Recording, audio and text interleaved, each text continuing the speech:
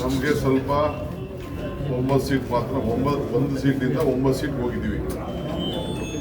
ಇನ್ನು 14-15 ಸೀಟ್ ನಮಗೆ ನಿರೀಕ್ಷಣೆ ಇತ್ತು.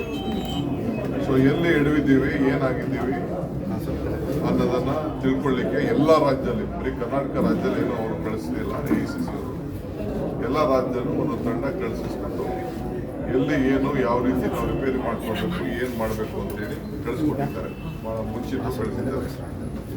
ನಾನು ಕೂಡ ಒಂದು ರಿಪೋರ್ಟನ್ನು ನಾನು ಕೂಡ ಒಂದು 4 ಡಿವಿಷನ್ಗೆ ನಾನು ಕೂಡ ಕಳಿಸ್ಕೊಡ್ತಾ ಇದ್ದೀನಿ. ಏಕೆಂದರೆ ಎಲ್ಲರೂ ಇಲ್ಲಿಗೆ ಬರೋಕ್ಕಾಗಲ್ಲ, ಎಲ್ಲರೂ ಇವ್ರನ್ನ ಭೇಟಿ ಮಾಡೋಕ್ಕಾಗಲ್ಲ. ಅದಾದಮೇಲೆ ನಾವು ಚೀಫ್ ಮಿನಿಸ್ಟ್ರು ಇಬ್ಬರು ಕೂಡ ಮಾತಾಡ್ಕೊಂಡಿದ್ದೀವಿ. ನಾವು ಸಪ್ರೇಟಾಗಿ ಕರೆದು ನಮ್ಮ ಲೀಡರ್ಸ್ಗಳನ್ನೆಲ್ಲ ಕರೆದು ನಾವು ಸ್ವಲ್ಪ ವಿಚಾರ ವಿನಿಮಯ ಮಾಡಿಕೊಡ್ತೀವಿ. ಮಾಡಿಕೊಂಡು ಮುಂದಕ್ಕೆ ನಾವು ಸೆಪ್ರೇಟ್ ಮಾಡ್ತೀವಿ. ಅಲ್ಲಿ ನಮಗೆ ಎಲ್ಲಿ ಹೆಚ್ಚು ಕಮ್ಮಿ ಆಗಿದೆ, ಯಾವ ಥರದಲ್ಲಿ ಹೋಯಿತು, ಏನು ಎತ್ತ, ಯಾಕೆಂದರೆ ನಾವು ಹಾಕಿದಂಥ ಕ್ಯಾಂಡಿಡೇಟ್ಸು ಭಾಳ ಒಳ್ಳೆ ಕ್ಯಾಂಡಿಡೇಟ್ ಹಾಕಿದ್ದು. ಒಗ್ಗಟ್ಟಿಂದ ಎಲೆಕ್ಷನ್ ಆಯಿತು, ಎಲ್ಲೂ ಕಾಂಪ್ಲಿಕೇಶನ್ಸ್ ಆಗಿಲ್ಲ. ಬಟ್ ಸ್ಟಿಲ್ ಅಂಡರ್ಗ್ರೌಂಡ್ ಕರೆಂಟ್ ಯಾವ ರೀತಿ ಇತ್ತು ಅಂತ ನಮ್ಗೆ ಅರ್ಥ ಆಗಲಿಲ್ಲ. ಸೊ ಅವರು ಅಲೈನ್ಸ್ ಅಂತೂ ವರ್ಕೌಟ್ ಆಗಿದೆ, ಅದು ನಮ್ಗೆ ಗೊತ್ತಿದೆ. ಮೊದಲು ಗೊತ್ತಿತ್ತು ನಮಗೆ. JDS ಆ್ಯಂಡ್ BJP ಎರಡು ಅಲೈನ್ಸ್ ಪಾರ್ಟೀಸ್ ಓಟು, ಆ್ಯಂಟಿ ಕಾಂಗ್ರೆಸ್ ವೋಟ್ಸ್ ಎಲ್ಲ ಒಂದಾಗಿದೆ ಅನ್ನೋದು ಕೂಡ ನಮಗೆ ಅರಿವಿದೆ.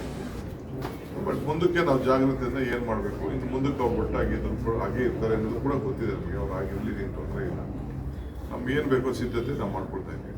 ಸರ್, ಇಡೀ ದಾಳಿ ನಡೆದಿದೆ ಸರ್ ರಾಜ್ಯಾದ್ಯಂತ. ಸರ್, ಇಡೀ ದಾಳಿಗೆ ಅವಶ್ಯಕತೆ ಇರಲಿಲ್ಲ. ಆಗಲೇ ನಮ್ಮ SIT ಅವರೆಲ್ಲ ದಾಳಿಗಳನ್ನು ಮಾಡಿ ಬೇಕಾದಷ್ಟು ಹಣ ಎಲ್ಲ ರಿಕವರಿ ಮಾಡಿದ್ದಾರೆ.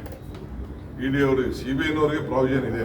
ಇಷ್ಟು ಕೋಟಿ ರೂಪಾಯಿ ಮೇಲೆ ಏನಾದರೂ ಅವ್ಯವಹಾರ ಆಗಿತ್ತು ಅಂತಂದರೆ ಬಂದು ನೋಡಲಿಕ್ಕೆ ಅವಕಾಶಗಳಿದೆ. EDಗೆ ಏನು ಅವಶ್ಯಕತೆ ಏನಿರಲಿಲ್ಲ. EDಗೆ ಯಾರು ಕಂಪ್ಲೇಂಟು ಕೊಟ್ಟಿರಲಿಲ್ಲ. NR ರಮೇಶ್ ಅವರು ಕೊಟ್ಟಿದ್ರು. NR ರಮೇಶ್ ಮೇಲೆಲ್ಲ ತೊಗೊಳಕ್ಕೆಲ್ಲ ಅವಕಾಶ ಇಲ್ಲ. ಅದಕ್ಕೆಲ್ಲ ಸಿಸ್ಟಮ್ ಇದೆ. NR ರಮೇಶ್ ಇನ್ನೊಬ್ಬ ಅವ್ರ ಮೇಲೆಲ್ಲ ತೊಗೊಳಕ್ಕೆಲ್ಲ ED ಕಂಪ್ಲೇಂಟ್ ತೊಗೊಳಕ್ಕೆ ಅವಕಾಶ ಇಲ್ಲ. ಸರ್ಕಾರನೇ SIT ಕಂಪ್ಲೇಂಟ್ ತೆಗೆದುಕೊಂಡಿದೆ. ನಾವು ಅದಕ್ಕೆ ಇನ್ವೆಸ್ಟಿಗೇಷನ್ ಮಾಡ್ತಾ ಇದ್ದೋ. ಎಲ್ಲರಿಗೂ ಅವರು ನೋಟಿಸ್ ಕೊಟ್ಟಿದ್ದಾರೆ.